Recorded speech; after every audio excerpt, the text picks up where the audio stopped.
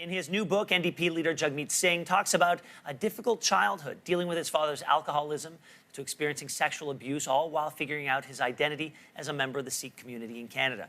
Jagmeet joins me now this morning. Thank you for being here, sir. Thank you. The last time we had you in studio, you had yet to announce your candidacy for the leadership of the NDP, and here you are as the leader today, so congratulations on that. Thank you. And congratulations on the courage for writing this book, aptly named Love and Courage. You detail your experience with sexual abuse as a child by your Taekwondo instructor. Why was now the time to talk about that? And because he passed before you told this story, any regrets in not holding him to account while he was alive? Yeah, and that was one of my biggest regrets, is that I didn't come forward, because maybe it would have prevented something else from happening to someone else.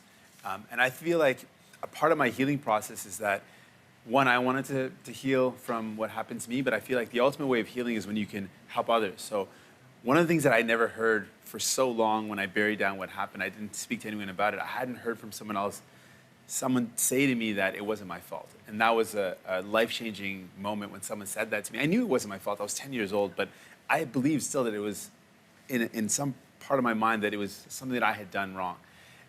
And I thought, since I've got so many people that might be interested in what I have to say now, there's some attention towards me, I wanted to use the platform to do some good. And I feel like this book will help people out. You know, it's going to also help out a lot of people when dealing with the issues of identity and what it means to be Canadian if you've come from somewhere else. And you write about being bullied and experiencing that through your life because of the way you looked and what you wore. And now you're on the national level. You wear aspects of your Sikh faith very prominently. Mm-hmm. Do you think things have changed in Canada as they relate to how we view what it means to be Canadian? I think so. Yeah. I think so, and for the positive. I think people are developing a sense that the beauty of being a Canadian is that means a lot of things. It means a lot of diversity. It means welcoming people from around the world, and that is something that makes up the strength of who we are.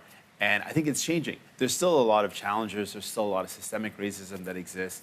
And I'm encouraged by the steps we're taking, but we've got more to do. Well, I read something last week where somebody said, you can't be what you can't see. Mm-hmm. And for young Sikh boys out there who see somebody who's attained the level of prominence within his political party as you have, that perhaps gives that person something to either strive for or say, you know, this is what's possible for me. I think that the reason I'm here today is because other people broke barriers. And I'm hoping that by breaking barriers myself, I can inspire a whole new generation of people to think, you know what, maybe I can not just run a country, maybe I could start a company, maybe I could do something in my own local community to make a positive change. So if we can inspire people to do things, that's an incredible thing.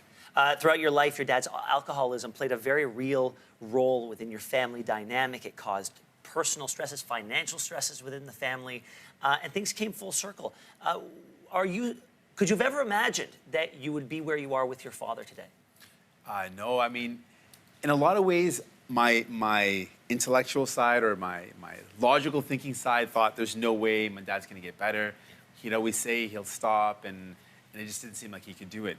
But in my heart, I always wanted to believe, and so I didn't give up believing. I always thought that there was a way forward.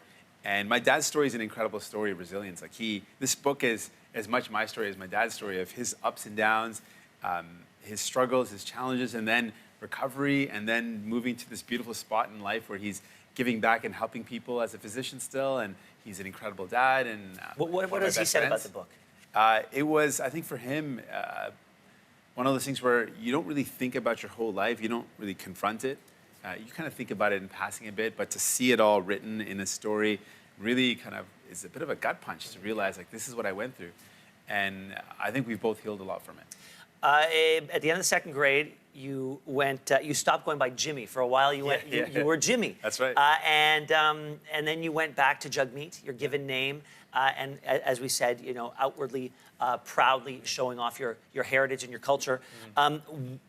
What sparked that change? You know, it was kind of random. I tried to trace it back with my mom. And, you know, what was the moment? Oh, it wasn't some sort of it wasn't a moment of awakening. I don't know. It was just kind of, I'd been Jimmy. So Jimmy was a part of my official name, actually. It's on my birth certificate. Okay. So I was Jimmy Dhaliwal for the longest time.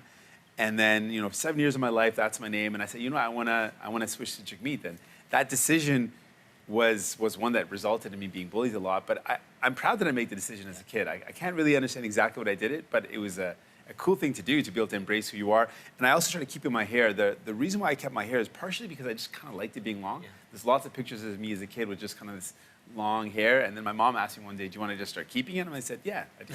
Well, look, Barack Obama went as Barry for the longest time. Listen, there will be much more time for policy discussions at a later date today. It's all about this book. It's called Love and Courage. It took courage to write this book. Thank you very much for sharing your story, Mr. Jagmeet Singh. My honor, thank you. All right, and the memoir, as I said, is Love and Courage, my story of family, resilience, and overcoming the unexpected. It is out today.